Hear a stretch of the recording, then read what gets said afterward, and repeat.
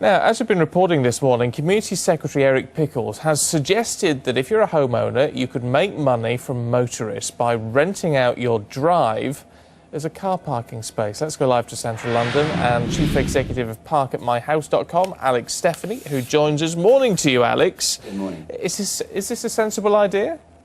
It's a great victory for common sense. So what Pickles is saying is that if a family want to generate a couple of £1,000s a year by renting out a driveway that's empty some of the time, so they can take their family on holiday, if a church wants to generate a few £1,000s a year to put money back into the community, that should be fine, and that actually councils have more pressing things to deal with. So it's very helpful clarification from Pickles.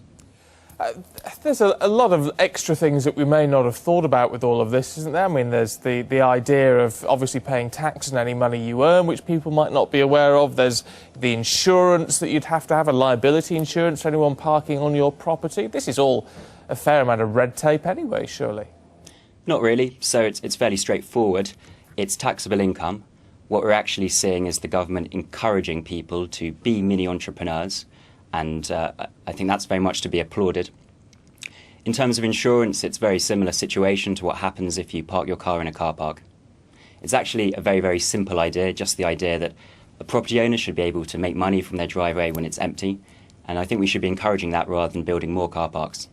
What about neighbours in all of this? I have to say I wouldn't be overly thrilled if suddenly commuters were dropping off their cars within the vicinity of my house every morning. Well, it's actually reducing the pressure on on-street parking. And another thing to be aware of is that a very large percentage of traffic and pollution is actually caused by people looking for parking. According to IBM in a 2011 report, over 20% of all the traffic and all the car pollution in London is just caused by that. So we're actually cleaning up the air quality and reducing traffic by letting people navigate directly to their parking space.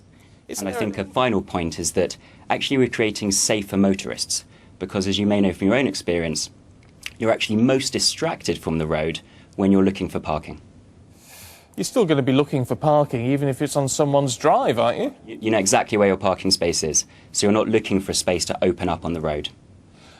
All this, Eric Pickles tells us, is because councils are making too much money out of parking. They don't want to, he doesn't want them to be hiking up the prices and what have you. There's got to be, I mean, I know local politics is not your area, but there's got to be an argument in all of this to say you take all this money away from councils at a time when they're cash strapped just to put it in the pockets of individuals.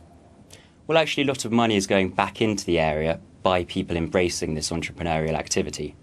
Of course, councils have a very difficult job, but I think they should be spending their time, and of course time is money, on more pressing things than stopping families making millions of pounds a year from their driveways.